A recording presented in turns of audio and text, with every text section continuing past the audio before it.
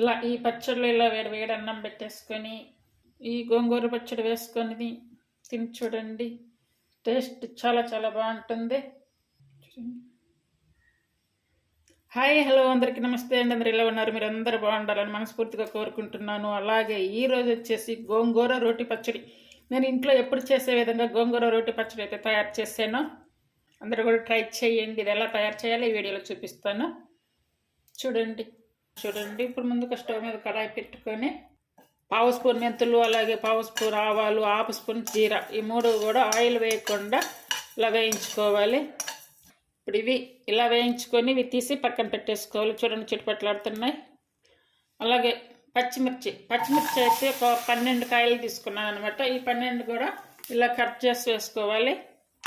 ఇందులో 1-2 స్పూన్లు ఆయిల్ కూడా వేసుకోవాలి. పచ్చిమిర్చి సగం బాగా వేయించుకున్నప్పుడు ఒకటి టమాటా తీసుకొని ఇలా కట్ చేసుకోవాలి. ఇప్పుడు పుదీనా ఎక్కువ అవసరం లేదు, జస్ట్ కొంచెం వేసుకోవాలంటే ఫ్లేవర్ బాగుంటుంది గోంగూర పచ్చడికి.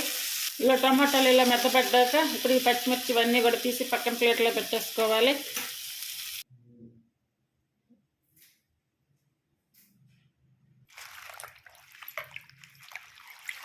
గోంగూర వేసేటప్పుడు వీడియో అయితే ఆఫ్ అయింది. గోంగూర పెద్ద సైజు కట్ అయితే ఒకటి తీసుకున్నాను. అలాగే ఇప్పుడు ఆయిల్ వేసుకోవాలి. ఈ ఆయిల్ వేసి గోంగూర బాగా మెత్తగా అయ్యే వరకు ఉడికించుకోవాలి. చూడండి, గోంగూర అంతా కూడా ఇలా మెత్తగా ఉడికించుకొని ఇప్పుడు స్టవ్ ఆఫ్ వేసుకోవాలి. ఇప్పుడు స్టవ్ ఆఫ్ వేసుకున్నాక ఇది రోట్లో అయితే దంచుకోవాలి. అన్నీ వేయించి పెట్టుకున్నాం కదా, వీటికి చల్లారిన అవసరం లేదు, డైరెక్ట్గా అయినా వేడిగా ఉన్నా కూడా దంచుకోవచ్చు. ముందైతే ఇవి దంచుకోవాలి. ఇవి టమాటా, పచ్చిమిర్చి ఇవి కూడా వేసుకోవాలి. ఇప్పుడు టేస్ట్ సరిపడా సాల్ట్ వేసుకోవాలి. సాల్ట్ కొంచెం ఎక్కువగానే పడుతుంది గోంగూరకి, పులుపు ఉంటుంది కదా.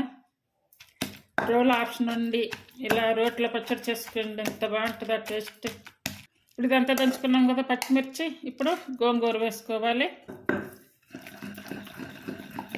గోంగూర చాలామంది తినరు, కానీ గోంగూరని ఏ రూపంలో చేసుకున్నా కూడా చాలా బాగుంటుంది టేస్ట్. చూడండి, ఒక 7-8 వెల్లుల్లి వేసుకోవాలి. చూడండి, పచ్చి ఉల్లిపాయలు, ఇలా పచ్చి ఉల్లిపాయలు వేసి పచ్చడి చేసుకొని కొంచెం వేడి అన్నంలో నెయ్యి వేసుకొని తిని చూడండి, టేస్ట్ ఉంటుంది. అసలు చాలా చాలా బాగుంటుంది టేస్ట్. ఈ ఉల్లిపాయలు వేసుకున్నప్పుడు మరి మెత్తగా దంచేయద్దు, పచ్చగా దంచండి. మనం అన్నం తినేటప్పుడు కూడా ఉల్లిపాయలు అనేవి తగులుతూ ఉంటాయి, పంట కింద పడినప్పుడు మంచిగా ఉంటుంది, మంచి టేస్ట్ ఉంటుంది. అంత బాగుంటుంది పచ్చడి. అందరు కూడా ట్రై చేయండి. పచ్చడి అంతా రెడీ అయ్యింది. ఇప్పుడైతే ఇవి ఒక బౌల్లోకి అయితే తీసుకోవాలి. స్పూన్ కూడా పెట్టకుండా ఇలా చేత్తోనైతే తీస్తున్నాను.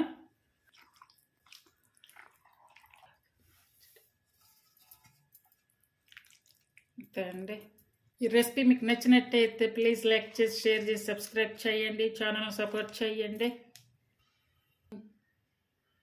ఇలా ఈ పచ్చళ్ళు ఇలా వేడి అన్నం పెట్టేసుకొని ఈ వేడి అన్నంలో నెయ్యి వేసుకొని తింటే చాలా బాగుంటుందని అనుకుంటాం. కానీ చట్నీ, ఈ పచ్చడి అనేది ఎప్పుడైనా పచ్చళ్ళు చేసినప్పుడు మనకి ఒరిజినల్గా పచ్చడి టేస్ట్ తెలియాలి అంటే కనుక నెయ్యి వేసుకోకుండా తింటేనే, అంటే ఆ టేస్ట్ అనేది అసలు ఒరిజినల్ టేస్ట్ అనేది తెలుస్తుంది.